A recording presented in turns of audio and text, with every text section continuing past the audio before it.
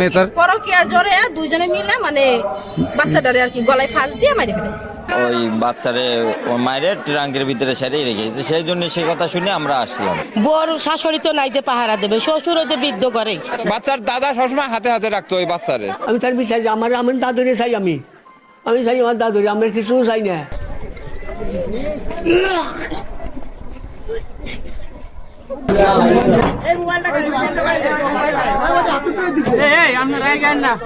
মেয়েটার পরকীয়ার জোরে দুইজনে মিলে মানে বাচ্চাটারে আর কি গলায় ফাঁস দিয়ে মারি ফেলেছে।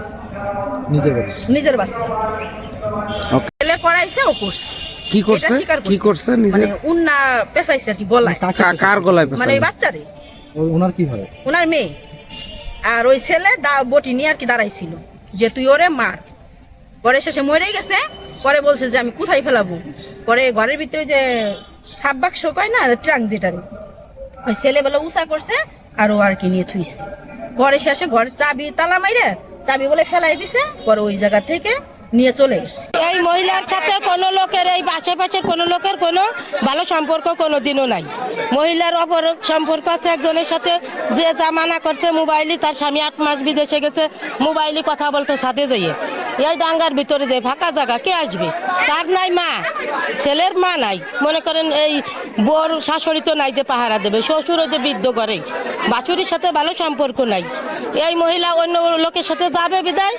এই মেয়েটারে যে বলে শুনছি যে গলা কেটে মাইরে ট্রাঙ্কের ভিতর থুয়ে তারপরে সে অন্য বিটার সাথে মনে করেন গেছে এই 18 দিন না 19 দিন। এই পাশের বাসায় এবার একজন মারা গেছিল, সেদিক মানুষজন সব ছিল, এদিক মোটেও আসা হয় নাই। ওই ফাঁকেই চলে গেছে সে।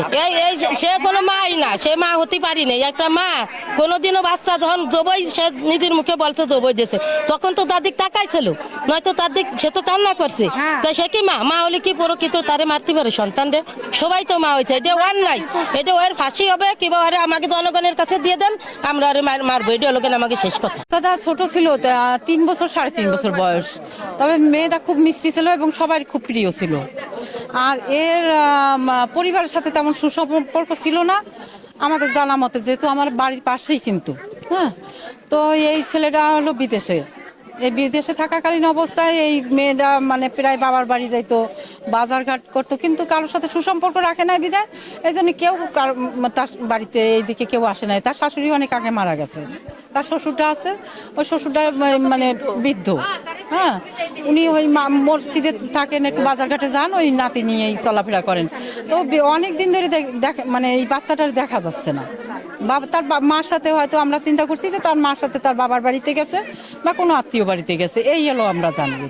আসলে খুবই জঘন্য, কারণ একটা মার কাছে সন্তান হলো সেফ। আমরা সবসময় জন্য যত যাই হোক না কেন, কিন্তু মার কাছে সন্তান সেফ। সেখানে যদি সেই মার কাছেই যদি আমরা সন্তান যদি সেফ নিরাপত্তা না পাই, তাহলে মানুষের মন মানসিকতা কতদূর নিচে নামছে, এটাই হলো খুব খারাপ হয়েছে।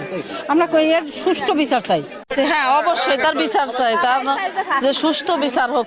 তার এই ছোট বাচ্চা, এতটুকু ছোট বাচ্চা, সে নাবালক বাচ্চা কিভাবে মারলো? একটা মা হয়ে যদি সন্তান এরকম মারে, তা মানুষ তো এখন সন্তানরা তো তার মারে বিশ্বাস করবে না। এখন আর কোনো মারই তো বিশ্বাস করবে না সন্তানরা, যে তার মা হয়ে যদি সন্তান এরকম করতে হয়। কোনো বাচ্চা কি বিশ্বাস করবে তার যে মাতি এরকম করতে পারে?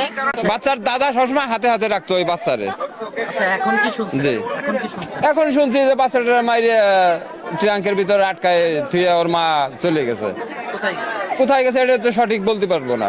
এটা তো আমরা তো আসলে জানি না, শুনলাম আজকে হঠাৎ করে যে ওর আম্মা আর কি, বাচ্চার মা আর কি নিজে এসে বলে থানায় স্বীকারোক্তি দিয়েছে যে ওই বাচ্চারে ওর মায়ের ট্রাঙ্কের ভিতরে সারিয়ে রেখেছে, সেই জন্য সেই কথা শুনে আমরা আসলাম। আসে তো দেখলাম যে ওর দরজা আটকানো, তালা মারা। পুলিশে আসলো, আসার পরে পুলিশে করলো আর ও বলছে, সাক্ষাৎকারে বলছে মানে গলায় অন্য কাছে ওরা দুজনই ছিল, ছেলে ছিল, ও ছিল, মানে গলায় অন্য দিয়ে ঘুমন্ত অবস্থায় মাইরে পরে সব বাক্সের ভিতরে রেখে গেছে। সেতু বেগম তার পরক্রিয়া প্রেমিকের সাথে গত 22/1/2026 তারিখে পালিয়ে যাওয়ার পূর্ব মুহূর্তে পরক্রিয়া প্রেমিকের সহায়তায় তার 3 বছরের মেয়ে ফারিয়াকে হত্যা করে তাদের ঘরের বড় একটি ট্রাঙ্কের মধ্যে লুকিয়ে রেখে সে পরক্রিয়া প্রেমিকের সাথে পালিয়ে যায়। তাদের দেওয়া তথ্য মতে আমরা আজকে ঘটনাস্থলে যাই। ঘটনাস্থলে গিয়ে তাদের বর্ণনা মতে ট্রাঙ্কের মধ্যে থেকে লাশটি উদ্ধার করে লাশটি পোস্টমর্টমে পাঠিয়েছি এবং পরবর্তী আইনগত প্রক্রিয়া চলমান রয়েছে।